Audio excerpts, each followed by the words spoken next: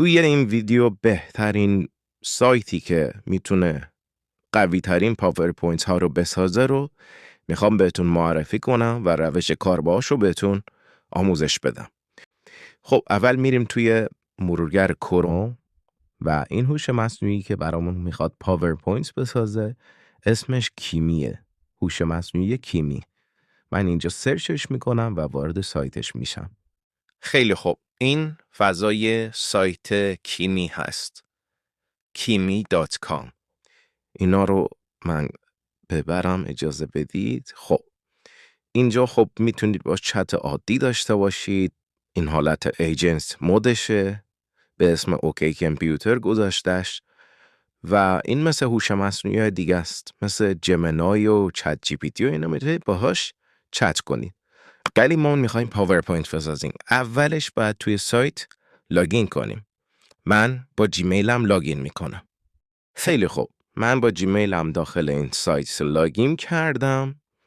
حالا باید گزینه اسلایدز، اینجا که دارم با موس بهتون نشون میدم، روی این کلیک کنید برای ساخت پاورپوینت. اینجا از نانوگنانه پرو کمک میگیره برای ساختن پاورپوینت. من بهش میگم یه پاورپوینت در مورد کاربردهای هوش مصنوعی برام بنویسه. خیلی خوب، همونطور که میبینید داره سرچ میکنه و مقاله رو آماده میکنه که در واقع الان داره محتوای اون پاورپوینت رو مینویسه. بعد از اینکه این محتوا رو نوشت میره سراغ مرحله بعد که مرحله بعد رو ما باید بهش بگیم چی کار کنه. حالا این تموم بشه من براتون توضیح میدم. خیلی خوب، کارشو برامون انجام داد، محتواشو نوشت. حالا باید بریم سراغ ساخت پاورپوینت. اینجا میتونیم با نانو بنانای پرو پاورپوینتمون رو بسازیم. اینجا آداپتیو، اینجا کلاسیک.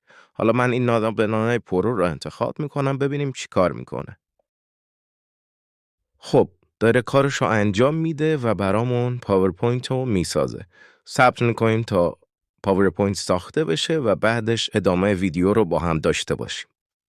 خیلی خوب، پاورپوینتمون رو با استفاده از هوش مصنوعی نانو بنانای پرو آماده کرد و اینا اسلایدشه. حدوداً ببینم چند اسلایده، 14 اسلاید و تمام تصاویری که با نانو بنانای پرو برای این پاورپوینت ساخته با متنش هماهنگن و میتونید شما اینا رو هم تغییر بدید.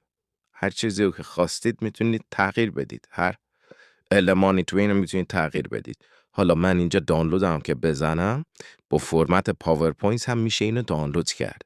شما دانلودش میکنید، هر جایی که پسندتون نبود و با پاورپوینت خودتون باز میکنید. حالا من روی سیستمم پاورپوینت رو نصب ندارم، ولی میتونید شما اجراش کنید و هر تغییر خواستی روی لایه‌اش انجام بدید. متنا رو عوض کنید یا کلاً عکس‌ها رو عوض کنید. هر کاری بخواید میتونید انجام بدید و لذت ببرید. یه نکته اینجا من باید بهتون بگم که حواستون باشه. شما وقتی این پاورپوینت رو دانلود میکنید، ممکنه وقتی روی اون فایل کلیک کنید و بازش کنید ببینید که فونت ها به هم ریختن همشون. وقتی این اتفاق براتون میفته، البته شاید 100% مطمئن نیستم اینطور بشه، ولی اگه این اتفاق افتاد، شما توی پاورپوینتتون یه جای خالی مثلا از این اسلاید رو کلیک میکنید، مثل این قسمت، یه چیزی که مثلا عکس و متن نباشه رو داخلش. این قسمت رو مثلا کلیک میکنیم که خالیه. بعد کنترل A رو میزنید روی کیبورد یا همون کنترل A و میایید یه فونت براش میذارید. بعد از اینکه کنترل A رو زدید یه فونت براش انتخاب میکنید و میبینید که تمام متنای اون اسلاید اصلاح میشن و این کار رو برای تک تک برای تمام اسلایدها باید انجام بدید که این مشکل برطرف بشه. تو آپدیت قبلی این برنامه اصلا نانو بنانای پرو وجود نداشت برای ساخت و خیلی پاورپوینت های ضعیفی رو تولید میکرد، ولی الان خیلی پیشرفت کرده. اما این یه ایرادی هست که هنوز برطرف نشده و شما اینجوری که بهتون گفتم باید این ایراد رو خودتون دستی توی پاورپوینت برطرف کنید. امیدوارم این ویدیو به کارتون اومده باشه. تا ویدیو بعدی، خدا نگهدار.